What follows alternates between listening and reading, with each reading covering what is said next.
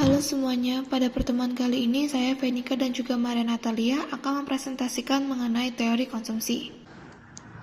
1. Pengertian konsumsi. Konsumsi adalah semua penggunaan barang dan jasa yang dilakukan manusia untuk memenuhi kebutuhan hidupnya.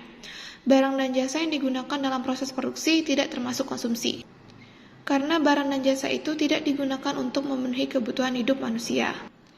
Jika dijabarkan ke dalam penjelasan ekonomi makro, maka konsumsi dapat diartikan sebagai variabel makroekonomi yang dilambangkan dengan huruf C atau singkatan dari consumption. Consumption di sini dikategorikan ke dalam klasifikasi konsumen rumah tangga, yaitu pembelanjaan barang atau jasa dengan tujuan untuk memenuhi kebutuhan atau melakukan pembelian berdasarkan pendapatan yang dimiliki atau diperoleh. Ketika kegiatan konsumsi ini tidak menghabiskan seluruh pendapatan yang dihasilkan, maka sisa uang yang dimiliki disebut sebagai tabungan, atau dilambangkan dengan huruf S yang artinya saving dalam bahasa Inggris. Jika dilihat dalam perhitungan makro, maka perhitungan dari penjumlahan seluruh pengeluaran belanja dan konsumsi masing-masing rumah tangga dalam cakupan satu negara disebut sebagai pengeluaran konsumsi masyarakat suatu negara. Pengertian konsumsi menurut para ahli ekonomi makro. 1. Pengertian konsumsi menurut John Maynard Keynes. Keynes memiliki teori konsumsi absolut yang disebut sebagai teori konsumsi Keynes atau Absolute Income Hypothesis. Keynes berpendapat bahwa besarnya konsumsi rumah tangga tergantung dari pendapatan yang dihasilkan. Perbandingan antara besarnya konsumsi dan pendapatan disebut Keynes sebagai Marginal Propensity to Consume atau MPC.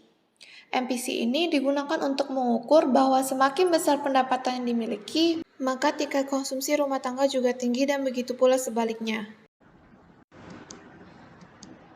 Yang kedua, pengertian konsumsi dari hipotesis Franco-Modigliani. Teori konsumsi Modigliani beranggapan bahwa besarnya konsumsi tidak harus bergantung berdasarkan dari pendapatan, karena pada dasarnya pendapatan itu sendiri sangat bervariasi, yaitu ketika seseorang dapat tetap mengatur pendapatannya dari tabungan ketika pendapatan sedang rendah, tinggi maupun tidak ada pendapatan, misal karena pensiun yang telah dibayarkan di muka, dan lain sebagainya. Teori konsumsi ini disebut sebagai hipotesis daur hidup atau life cycle hypothesis. Ketiga, pengertian konsumsi menurut James Dusanbury. Teori konsumsi ini mengemukakan bahwa jumlah konsumsi seseorang dan masyarakat tergantung dari besarnya pendapatan tertinggi yang pernah dimiliki atau dicapai oleh seseorang atau masyarakat tersebut. Teori Dusanbury tersebut berdasarkan pada dua asumsi, yaitu interdependent dan irreversible. Interdependent adalah besar konsumsi seseorang yang dipengaruhi oleh besarnya konsumsi orang lain. Contohnya, seseorang dengan tingkat pengeluaran konsumsi yang sederhana namun tinggal di lingkungan masyarakat dengan tingkat konsumsi yang tinggi. Maka hal tersebut akan mempengaruhi pola hidup dan tingkat konsumsi seseorang yang pada awalnya hanya memiliki tingkat konsumsi yang rendah menjadi tingkat konsumsi yang tinggi. Kemudian, irreversible adalah tingkat pengeluaran konsumsi yang menyesuaikan dengan jumlah pendapatan yang dimiliki, yaitu misalnya, ketika seseorang memiliki pendapatan yang tinggi, maka tingkat pengeluaran konsumsinya pun menjadi tinggi atau besar. Namun, ketika seseorang mengalami penurunan pendapatan, maka tingkat pengeluaran konsumsinya pun menjadi rendah atau ikut menurun. Keempat, ada teori konsumsi menurut Hermann Heinrich Gossen. Menurut Gossen, terdapat dua asumsi yang mendasari seseorang untuk melakukan konsumsi, yaitu konsumsi vertikal dan konsumsi horizontal. Pada asumsi ini, konsumsi diartikan sebagai kebutuhan. Asumsi konsumsi vertikal adalah ketika seseorang memprioritaskan pemenuhan suatu kebutuhan pada level tertinggi, sehingga ketika hal itu tercapai, maka akan menimbulkan kepuasan yang tinggi pula. Asumsi konsumsi horizontal adalah ketika seseorang memperhatikan semua kebutuhannya secara sama penting dan merata dengan memperhatikan sekaligus banyak kebutuhan. Yang kelima, pengertian konsumsi menurut Irving Fisher. Teori konsumsi menurut Fisher adalah pertimbangan dilakukan seseorang untuk melakukan konsumsi berdasarkan kondisi pada saat ini dan kondisi pada saat yang akan datang, di mana kedua kondisi tersebut akan menentukan jumlah berapa banyak pendapatan yang akan ditabung, serta berapa banyak pendapatan yang akan dikeluarkan atau dihabiskan untuk keperluan konsumsi. Yang keenam, pengertian konsumsi menurut Milton Friedman. Teori konsumsi dari Friedman beranggapan bahwa jumlah konsumsi seseorang bergantung dari pendapatan permanen seseorang tersebut. Dua, perbedaan pola konsumsi masyarakat negara maju dan negara berkembang. Perbandingan besarnya tambahan pengeluaran konsumsi terhadap pendapatan disebut hasrat marginal untuk konsumsi atau MPC. Sedangkan, besarnya tambahan tabungan terhadap pendapatan dinamakan hasrat marginal untuk menabung atau MPS. Perbedaan antara masyarakat negara yang sudah maju dengan negara yang sedang berkembang bukan hanya terletak atau dicerminkan oleh perbandingan relatif besar kecilnya angka MPC atau MPS, namun akan terjadi juga dalam pola konsumsi itu sendiri. Pola konsumsi masyarakat yang sedang berkembang didominasi oleh konsumsi kebutuhan pokok atau kebutuhan primer. Sedangkan pada masyarakat yang sudah maju cenderung lebih banyak teralokasikan kepada kebutuhan sekunder atau tersier. Kemudian dua gambar ini merupakan perbandingan pola konsumsi negara maju dan negara yang sedang berkembang. Jika kita lihat, perbedaan ini digambarkan dengan piramid yang terbalik, dengan urutan A, B, C. Dengan A adalah kebutuhan primer, B adalah kebutuhan sekunder, dan C adalah kebutuhan tersier, sedangkan Y di sini adalah pendapatan. Pada negara yang sedang berkembang, sebagian besar pendapatan digunakan untuk memenuhi kebutuhan pokok atau primer, sedangkan sebagian kecil digunakan untuk memenuhi kebutuhan tersier. Pada negara maju, sebagian besar pendapatan justru dipergunakan untuk memenuhi kebutuhan tersier, sedangkan sebagian kecil pendapatan dipergunakan untuk memenuhi kebutuhan pokok. Kemudian berikut adalah tabel dari alokasi penggunaan PDB pada tahun 1970 sampai 1993. Jika kita lihat dari tabel tersebut, maka kita dapat melihat bahwa perubahan alokasi penggunaan untuk konsumsi masyarakat yang tahun 1970 adalah sebesar 79,64% dari PDB, dan tahun 1993 adalah sebesar 52,43%.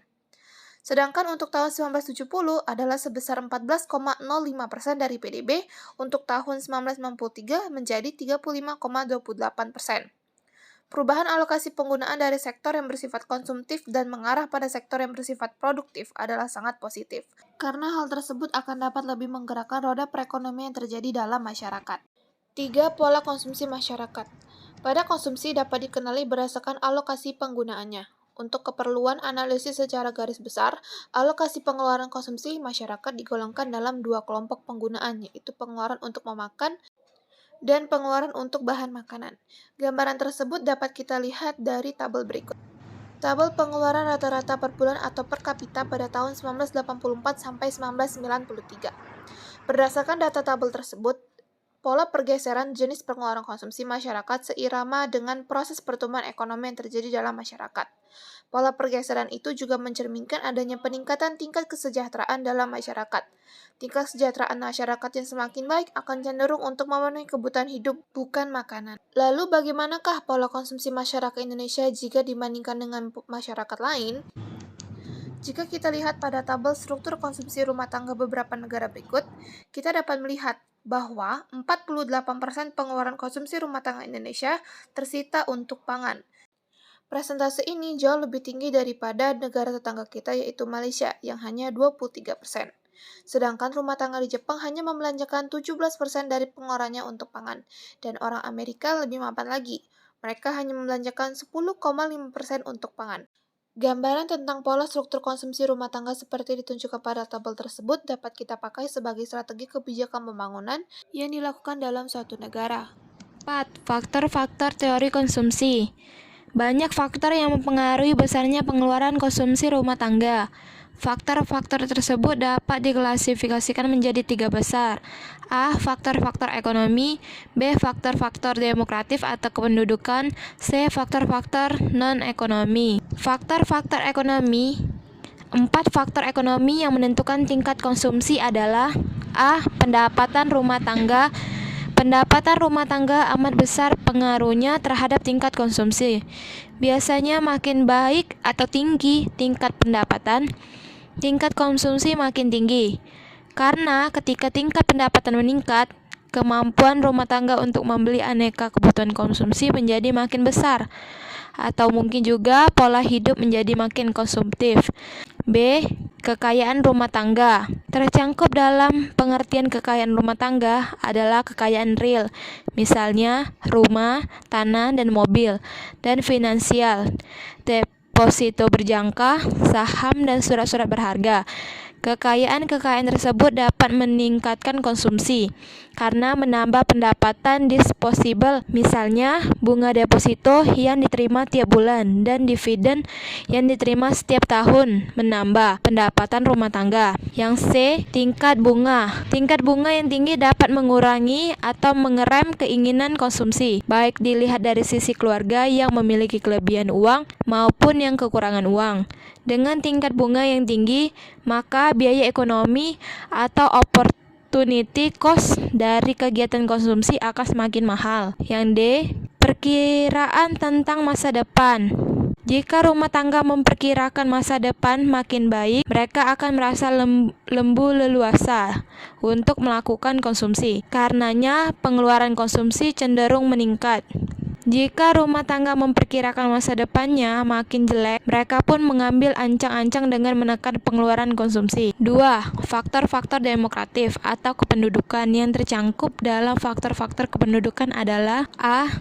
Jumlah penduduk. Jumlah penduduk yang banyak akan memperbesar pengeluaran konsumsi secara menyeluruh, walaupun pengeluaran rata-rata per orang atau per keluarga relatif rendah. Misalnya, walaupun tingkat konsumsi rata-rata penduduk Indonesia lebih rendah daripada penduduk Singapura, tetapi secara absolut tingkat pengeluaran konsumsi Indonesia lebih besar daripada Singapura. Sebab jumlah penduduk Indonesia 51 kali lipat penduduk Singapura. Yang B, komposisi penduduk. Komposisi penduduk suatu negara dapat dilihat dari beberapa klasifikasinya. Di antaranya usia, produktif dan tidak produktif, pendidikan rendah, menengah, tinggi, dan wilayah tinggal, perkotaan dan pedesaan. Pengaruh komposisi penduduk terhadap tingkat konsumsi dijabarkan sederhana seperti di bawah ini. 1. Makin banyak penduduk yang berusia kerja atau usia produktif 15-64 tahun, makin besar tingkat konsumsi, terutama bila sebagian besar dari mereka mendapat kesempatan kerja yang tinggi. 2. Makin tinggi tingkat pendidikan masyarakat, tingkat konsumsinya juga makin tinggi. Yang 3. Makin banyak penduduk yang tinggal di wilayah perkotaan atau urban, pengeluaran konsumsi juga makin tinggi. Yang ketiga, faktor-faktor non-ekonomi. Faktor-faktor non-ekonomi yang paling berpengaruh terhadap besarnya konsumsi adalah faktor sosial budaya masyarakat. Misalnya saja, berubahnya pola kebiasaan makan, perubahan etika dan tata nilai karena ingin meniru kelompok masyarakat lain yang dianggap lebih hebat atau tipe ideal. Contoh paling konkret di Indonesia adalah berubahnya kebiasaan berbelanja dari pasar tradisional ke pasar swalayan. Begitu juga kebiasaan makan dari makan masakan yang disediakan ibu di rumah menjadi kebiasaan makan di restoran atau pusat-pusat jajanan yang menyediakan makanan cepat saji atau fast food. Yang kelima, macam-macam teori konsumsi. Teori konsumsi dengan hipotesis siklus hidup atau life cycle hypothesis. Teori konsumsi dengan hipotesis ini dikemukakan oleh Ando, Brimberg, dan Modigliani, 3 ekonomi besar yang hidup di abad 18.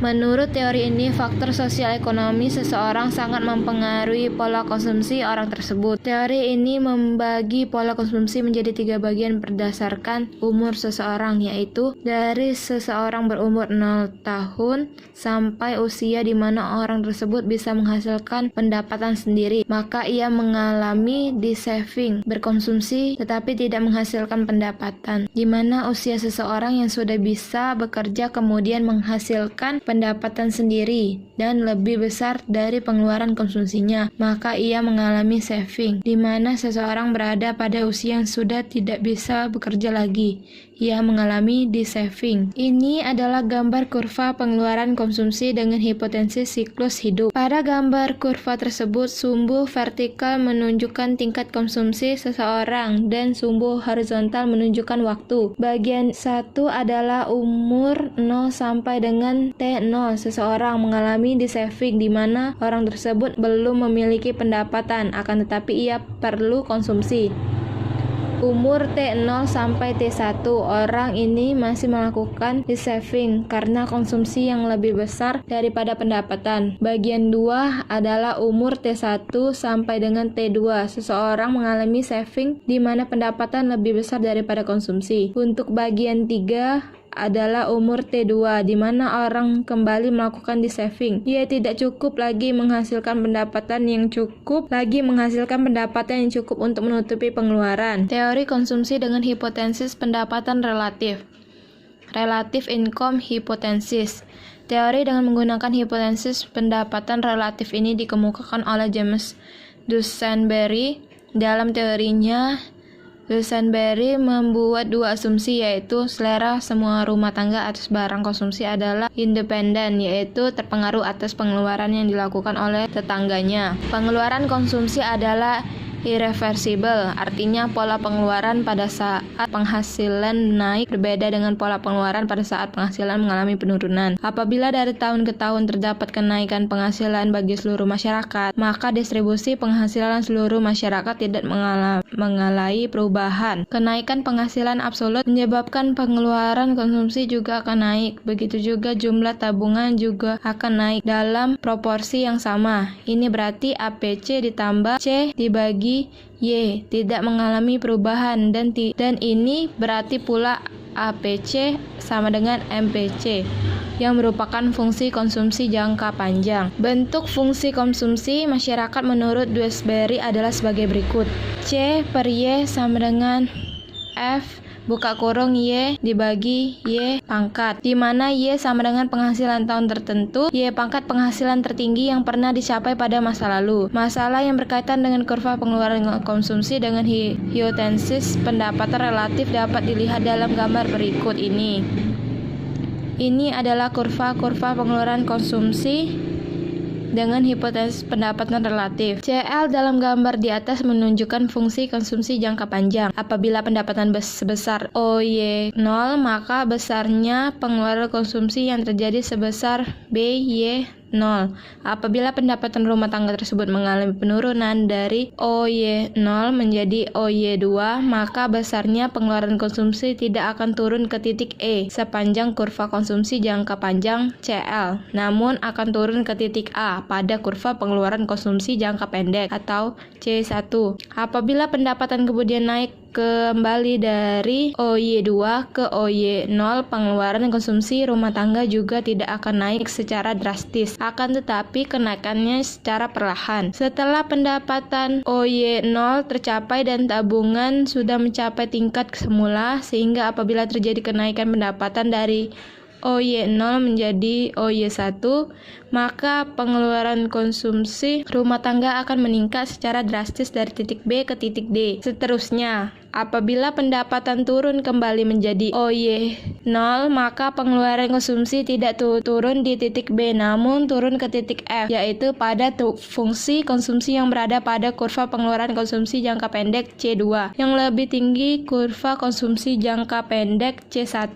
Teori konsumsi dengan hipotesis pendapatan permanen. Permanent income hypothesis. Teori konsumsi dengan hipotesis pendapatan permanen ini dikemukakan oleh M. Friedman. Berdasarkan teori ini, pendapatan yang diterima masyarakat dapat dibagi menjadi dua teori bagian, yaitu 1. Pendapatan permanen atau permanent income, dan 2. Pendapatan sementara atau transitory income. Adapun yang dimaksud dengan pendapatan permanen adalah pendapatan yang selalu diterima pada setiap periode tertentu dan dapat diperkirakan terlebih dahulu. Misalnya pendapatan dari upah atau gaji, hasil dari semua faktor yang menentukan kekayaan seseorang yang menciptakan kekayaan. Kekayaan sebuah rumah tangga terdiri dari dua kategori, yaitu kekayaan non-manusia dan kekayaan manusia. Dengan demikian, kekayaan adalah W dapat dirumuskan sebagai berikut. W sama dengan YP per IW, sehingga YP sama dengan IW, di mana W kekayaan seseorang, YP pendapatan permanen orang tersebut, I tingkat bunga. Jadi pendapatan terukur seseorang dipengaruhi oleh pendapatan permanen dan pendapatan transitori dengan persamaan sebagai berikut. Y sama dengan YP ditambah YT. Y sama dengan pendapatan yang terukur, YP sama dengan pendapatan permanen, YT sama dengan pendapatan sementara. Sekian dari presentasi kami, terima kasih.